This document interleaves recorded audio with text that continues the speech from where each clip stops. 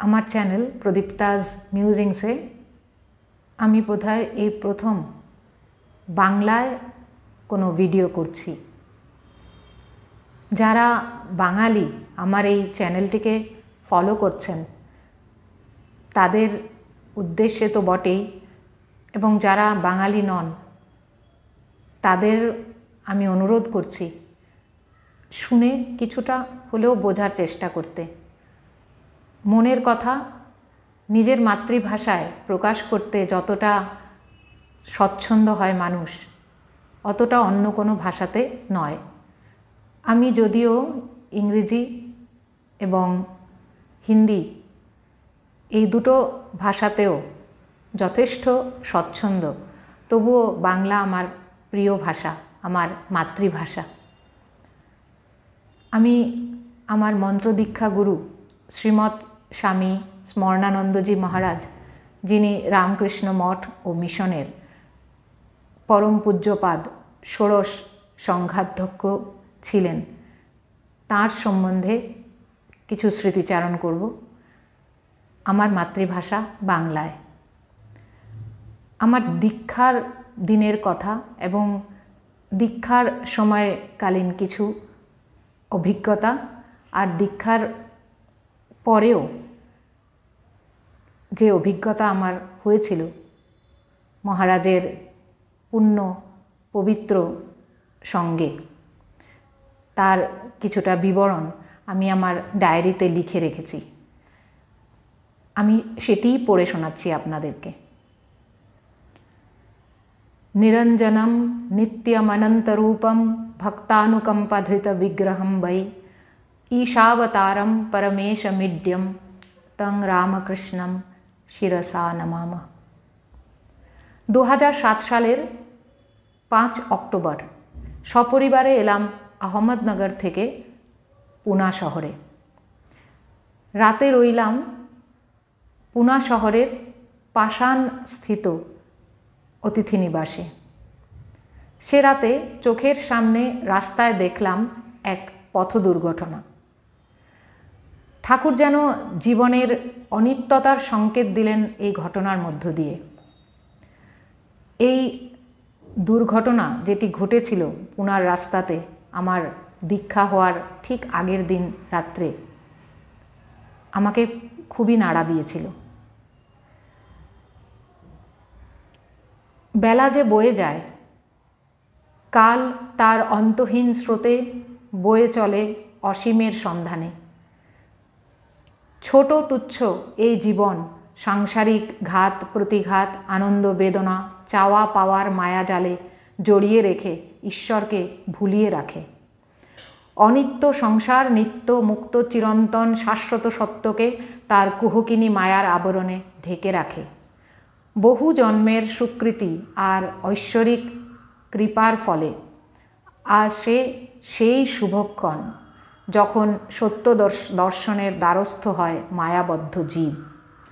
আমার জীবনেও সেই শুভক্ষণ উপস্থিত হয়েছে। রাত আমার আনন্দ আর উত্তেজনায় কাটল।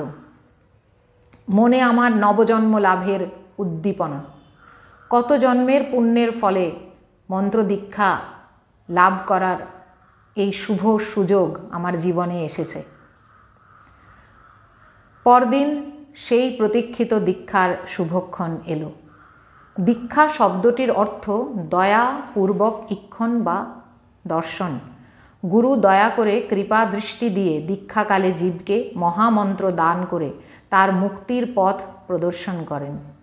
শ্রীমা বলেছেন, মন্ত্র দীক্ষায় মানুষের দেহ মন শুদ্ধ হয়। জ্ঞান ভক্তি কর্মযোগের পথ ধরে মানুষ চিরসত্যের দ্বার উন্মোচনে সমর্থ হয়। মহামন্ত্র জপ করে মন একাগ্র হয় হৃদয়স্থিত ইষ্টে। যেদিন দীক্ষা হলো সেদিন আমি এতটা উপলব্ধি করতে পারিনি, তবে সেদিন প্রাণে নূতন আশার সঞ্চার হলো। গুরুকৃপা অনুভব করলাম। মনে হলো আশ্রয় পেলাম শেষ পর্যন্ত। রামকৃষ্ণ সংঘের বিশাল ভক্ত পরিবারের একজন হয়ে নিজের পরিচয় খুঁজে পেলাম আমি। এ আশ্রয় যেটা পেলাম সেই আশ্রয় আজীবনের আশ্রয়, ইহকাল পরকালের পুঁজি।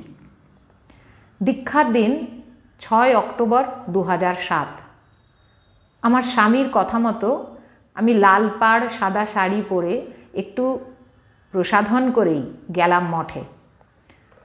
দিনটি তো খুবই বিশেষ, তাই স্বামী বললেন, তুমি সুন্দর হয়ে যাও, বাহ্যিক সৌন্দর্য, মানসিক সৌন্দর্য সব মিলিয়ে তুমি নবজন্মের জন্য প্রস্তুত হও। যদিও আমার স্বামী রামকৃষ্ণ মঠের দীক্ষিত নন, ওনার মন্ত্র দীক্ষা অতি শৈশবে ওনার পিতামাতার তত্ত্বাবধানে শ্রী শ্রী রাম ঠাকুরের আশ্রয়ে হয়েছিল, কিন্তু তিনি রামকৃষ্ণ মঠেরও অত্যন্ত অনুরাগী। তাই তিনি আমাকে অনুমতি দিয়েছিলেন রামকৃষ্ণ মঠে দীক্ষা গ্রহণ করতে। মঠ যেদিন আমার দীক্ষা হয়, যদিও কিছু না খাবারই বিধান ছিল, তবুও একটু চা খেয়ে গিয়েছিলাম। স্বামীজি বলতেন, খালি পেটে ধর্ম হয় না।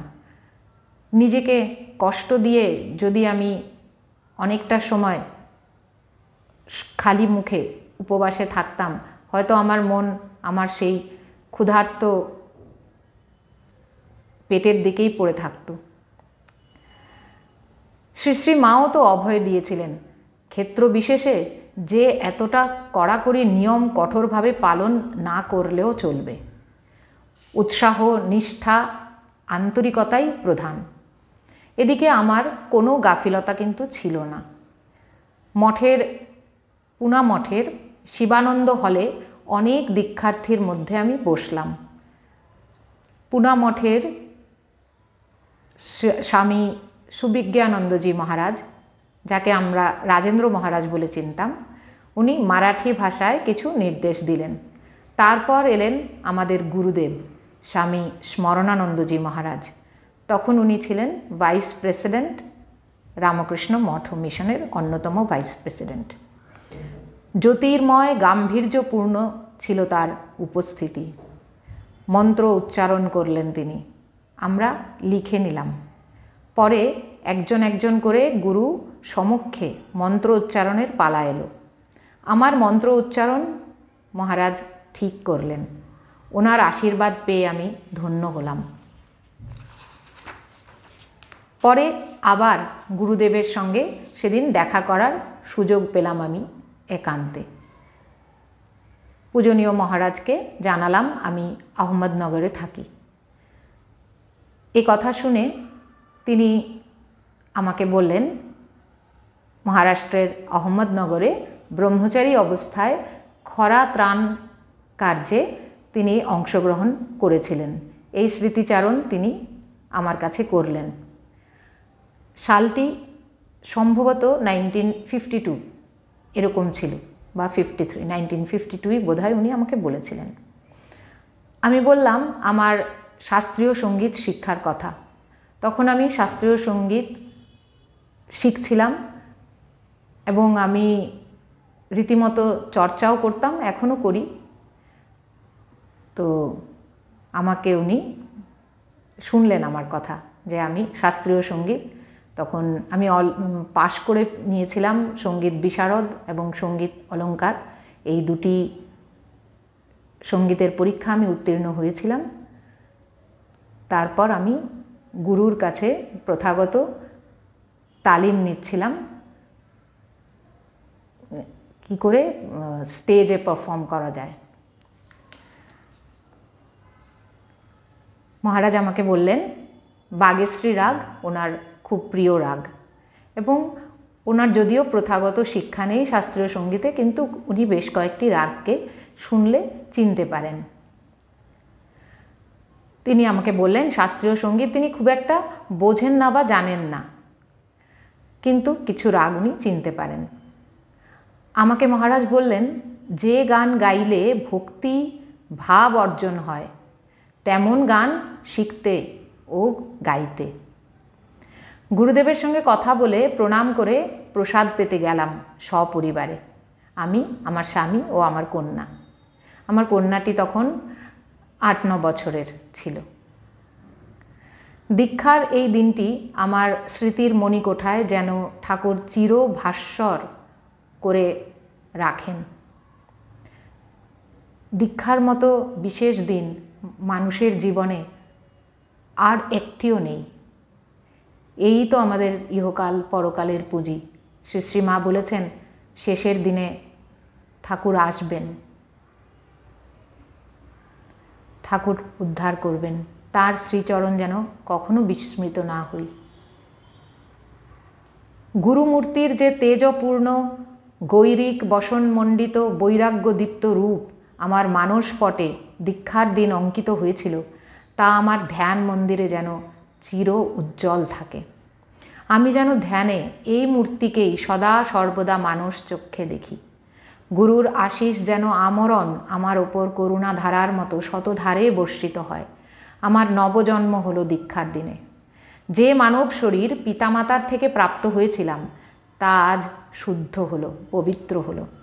শ্রী শ্রী মা বলেছেন মন্ত্র গ্রহণে মানব শরীর শুদ্ধ হয়। আমার অন্তর্লোক জ্ঞান আলোকে পবিত্র হলো। অজ্ঞানতিমিরান্ধস্য জ্ঞানাঞ্জনশলাকয়া চক্ষুরুন্মিলিতম येन তস্मै শ্রীগুরবে নমঃ। গুরুই মন্ত্র দান করে জ্ঞান অঞ্জন দ্বারা আমাদের চক্ষু উন্মিলিত করেন, আমাদের জ্ঞান চক্ষু উন্মিলিত করেন। আমার স্থূল শরীর পবিত্র হলো দীক্ষা গ্রহণের মাধ্যমে। সূক্ষ্ম শরীর ও কারণ শরীর সমন্বিত আমার আত্মা চৈতন্যময় আলোকপথের যাত্রী হলো এতদিনে। গুরুদেব দীক্ষার পর আবার কয়েকদিনের মধ্যেই আহমদনগর এলেন একটি প্রাইভেট আশ্রম পরিদর্শনের জন্য। তখন আমি মহারাষ্ট্রের আহমদনগরেই থাকতাম। এখন আমি পুনার অধিবাসী। এ কথা জানতে পেরে তার সঙ্গে দেখা করার সুবর্ণ সুযোগটি আমি হারালাম না। তো মহারাজ আহমদনগরে এলেন এই কথা শুনে আমি অত্যন্ত আনন্দিত হয়ে, জাস্ট দীক্ষার 1-2 দিন পরেই ছিল এই ঘটনাটি, আমি মহারাজের সঙ্গে দেখা করতে গেলাম। মহারাজের সঙ্গে দেখা করে প্রণাম করলাম। একান্তে দেখা করার সুযোগ পেয়ে তো আমি মহা আনন্দিত। সেদিন একখানি ফুলের মালা নিয়ে গিয়েছিলাম। মহারাজের নির্দেশ মতো মালাখানি মহারাজের পায়ে দিলাম। উনি মালা থেকে একটা ফুল ছিঁড়ে আমার কাছে আশীর্বাদী নির্মাল্য স্বরূপ রাখতে বললেন, যা এখনও আমি সযত্নে রেখে দিয়েছি। আজকে আমার দীক্ষা হয়েছিল 2007 সালে, আজকে 2024, দীর্ঘ 17 বছর সেই নির্মাল্যটি আমার কাছে আছে। আমার পিসি আমাকে বলেছিলেন কিছুটা শ্লেষের সঙ্গেই যে ওনাকে যাতে আমি বলি আমি চাকরি করি না। আমার পিসি এই কারণেই কথাটি বলেছিলেন, কেননা জানি না আমার চাকরি না করা নিয়ে অনেকেই অনেক কিছু আমাকে কথাবার্তা শুনিয়েছেন। সমাজের কাছে একজন গৃহবধূর কোনো মূল্য সাধারণত নেই। তো এই কথাটি গুরুদেবকে আমার পিসি বলতে বলেছিলেন। জানি না মানে গুরুদেবের এই কথা শুনে কি অভিব্যক্তি হয়, হয়তো সেটি জানার জন্য আমার পিসি আমাকে বলেছিলেন। এ কথা গুরুদেবকে আমি বললাম যে আমি গৃহবধূ, যদিও আমি ইঞ্জিনিয়ারিং পাশ করেছি এবং 1-2 বছর আমি চাকরিও করেছিলাম। তারপর আমার স্বামীর কর্মস্থলে চাকরির কোনো সুযোগ ছিল না। আমার স্বামী খুবই একটি রিমোট জায়গায় চাকরি করতেন, এখনও করেন। তো ওখানে চাকরির কোনো সুবিধে ছিল না এবং আমার কর্পোরেট লাইফ কখনোই পছন্দ ছিল না। 2 বছর চাকরি করে তাই আমি কর্পোরেট চাকরিতে থেকে আমি রেজিগনেশন দিয়েছিলাম। গুরুদেবকে আমি এ কথা যখন বললাম যে আমি গৃহবধূ, উনি বললেন তাতে কি হয়েছে, ঘর সংসার করছো, মেয়েকে মানুষ করছো, সংসারের কাজ করছো, এ কি কাজ নয়? এ কথা শুনে আমার সত্যি ভালো লাগলো যে গুরু তো আমাকে অনুমোদন করলেন, তিনি তো আমাকে গ্রহণ করেছেন, তার তো কিছু এসে যায় না আমি যে গৃহবধূ তাতে। যদিও সমাজ সম্মান দেয় না, কিন্তু তাতে তো আমার কিছু আসে যায় না, এখন আর কিছু আসে যায় না, কেননা গুরুদেবের কাছে আমি সম্মতি পেয়েছি, আমি স্বীকৃতি পেয়েছি। কর্মযোগেরই একটি উপদেশ আমি পেলাম প্রচ্ছন্নভাবে গুরুদেবের কথায়। সব কাজই ঠাকুরের কাজ এ ভেবে করা, কর্মফল ঠাকুরের পায়ে সমর্পণ করে সব কাজ সমান নিষ্ঠার সঙ্গে করে যাওয়াই কর্মযোগ। আমাকে গুরুদেব বললেন রোজ ঠাকুরকে ফল নিবেদন করবে। এই বাহ্য ফল নিবেদনই তো কর্মফল সমর্পণের রূপক। আমি তার সঙ্গে যোগাযোগ রাখার ব্যাপারে উদ্গ্রীব ছিলাম। তিনি আমায় চিঠি লিখতে বললেন। আমি দীক্ষামন্ত্র দ্বিতীয়বার তার কাছে সঠিকভাবে মনে আছে কিনা জেনে নিতে চাইলে উনি আমাকে চিঠি লিখে সব কিছু জানাতে বললেন। উনি এও বললেন ইমেল উনি পছন্দ করেন না। ওনার রামকৃষ্ণ ভাব প্রচার বিষয়ক একটি বক্তৃতাও সেদিন আমার শোনার সুযোগ হলো, খুবই ভালো লাগলো শুনে। সামনে বসে গুরুদেবের বক্তৃতা শোনার সৌভাগ্য সত্যি আমার বিশাল আশীর্বাদ স্বরূপ। গুরুদেবের তখন স্বাস্থ্য খুবই সন্তোষজনক ছিল এবং উনি খুব সুন্দর বক্তৃতা রাখলেন। গুরুদেবের বক্তৃতা শুনে প্রসাদ পেয়ে সন্তুষ্ট হয়ে সেদিন ঘরে ফিরলাম। আমার স্বামীও সেদিন আমার সঙ্গে ছিলেন। গুরুদেবের ভাষণ এত সুন্দরভাবে উপস্থাপিত ছিল যে আমি মুগ্ধ হলাম। সংক্ষিপ্ত ছিল অথচ স্বচ্ছ, সাবলীল ও প্রাসঙ্গিক এবং ইতিবাচক। এই বক্তৃতা আজও আমার স্মৃতিতে উজ্জ্বল। বর্তমান যুগে ঠাকুর মা স্বামীজির প্রাসঙ্গিকতা এই বিষয়ে উনি এই ভাষণ দিয়েছিলেন এবং এই ভাষণটি খুবই প্রভাবশালী ছিল। গুরুদেবের সঙ্গে এই সাক্ষাতের পর আমার জীবনে সূচনা হলো গুরু সান্নিধ্যের পরম পবিত্র ক্ষণ এবং এই সান্নিধ্যের সুযোগ ক্রমানুসারে চলল বহু বছর। এই ক্রম শুরু করলো আমার সঠিক আধ্যাত্মিক জীবনের সূচনার। এক দিশা খুঁজে পেলাম আধ্যাত্মিক পথের। ঠাকুর মা স্বামীজি এই দিব্যত্রয়ীর জীবন দর্শন উপলব্ধি করার এই যাত্রাপথে চলা শুরু হলো গুরুর পদাঙ্ক অনুসরণ করে তাঁরই দেখানো জ্ঞানের আলোকে। অন্তরে আমার অজান্তেই প্রতিষ্ঠিত হলো ইষ্টদেবতার আসন। গুরুকে ইষ্টে কী করে লয় করতে হয় ধীরে ধীরে শিখলাম। ঠাকুরের দিব্য প্রকাশ আমার অন্তরলোক আলোকিত করল। ঠাকুরকে আমি একটিবার স্বপ্নে দর্শন করেছিলাম। মহারাজকে যেমন একবারই শুধু আমি স্বপ্নে দর্শন করেছি এই 17 বছরে। রাম নাম সংকীর্তন করছেন স্বয়ং হনুমান রূপে। আশ্চর্যের বিষয়, আমি কিন্তু তখন জানতাম না যে মহারাজ রাম নাম অত্যন্ত পছন্দ করেন। হনুমানের আদর্শ উনি পছন্দ করেন এ আমি জানতাম, কেননা উনি নিজে মুখে বলেছিলেন হনুমানের আদর্শান্বিত হতে, হনুমানের আদর্শকে যাতে অনুসরণ করি আমরা ভক্তেরা। এবং হনুমান যেরকম হৃদয়ে ঠাকুর মা, যেরকম হৃদয়ে শ্রীরাম ও মা সীতাকে হৃদয়ে রাখেন, হনুমানের আমরা এ ধরনের চিত্র দেখেছি যে বুক চিরে ভেতরে শ্রীরাম ও মা সীতা অবস্থান করছেন। এমনি আমরা যেন আমাদের হৃদয়ে শ্রী শ্রী ঠাকুর ও শ্রী শ্রী মাকে আমরা অধিষ্ঠিত করি। আমি ঠাকুরকে একটিবার আধো ঘুম আধো জাগরণ এরকম একটি অবস্থায় আমি দেখেছি। উনি যেন, ঠাকুর যেন দিব্য শুভ্র একদম একটি প্রচণ্ড উজ্জ্বল শুভ্র বেশ ধারণ করে ঠাকুরের অবয়ব, এবং ঠাকুর বলছেন, চিন্তা কি, ভয় করিস না, আমি তো আছি, আমার পেছনে আয়। শুধু এইটুকু মাত্র।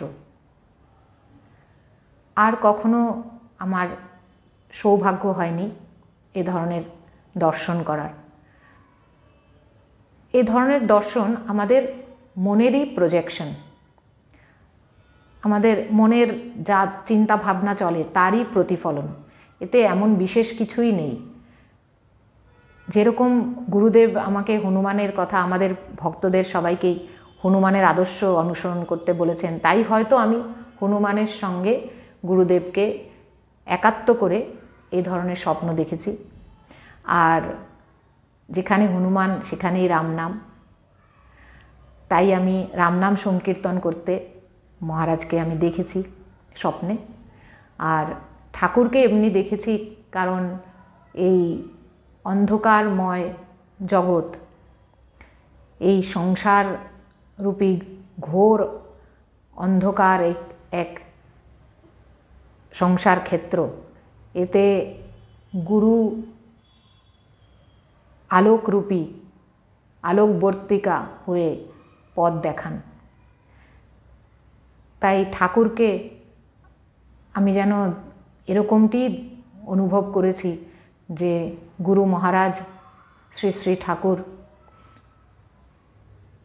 শ্বেত শুভ্র সত্যগুণের বিশাল প্রকাশ হয়ে এই তমগুণের আধার সংসার এর মধ্যে আমাকে যেন পথ দেখাচ্ছেন। এগুলো সবই মনের ভাব, মনের যা ভাব আছে তাই তো দর্শন হয়ে ওঠে। তো এই ধরনের আমার অনুভূতি হয়েছে। যে ধরনের এক ভাবালুতা ছিল শুরুর দিকে আমার আধ্যাত্মিক জীবনের, সেই ভাবালুতা অনেক কেটে গিয়ে এখন যেন একটা স্থিতিভাব এসেছে মনে। এই স্থিতিভাবেরই প্রয়োজন, এই শান্তির পথ। ধর্ম বা আধ্যাত্মিকতা ভাবালুতা নয়, অন্তরে যে শান্তি, সেই শান্তিকে খুঁজে পাওয়া, সর্বাবস্থায় ইষ্টকে ধরে রেখে ঝড়ের মুখে এঁটো পাতা হয়ে থাকা, এই হলো আধ্যাত্মিক জীবনের মূল শিক্ষা। जननीं शारदां देवीं रामकृष्णं जगद्गुरुं पादपद्मे तयो श्रित्वा प्रणमामि मुहुर्मुहुः। गुरुर्ब्रह्मा गुरुर्विष्णु गुरुदेवो महेश्वरः, गुरु साक्षात् परं ब्रह्म, तस्मै श्रीगुरवे नमः।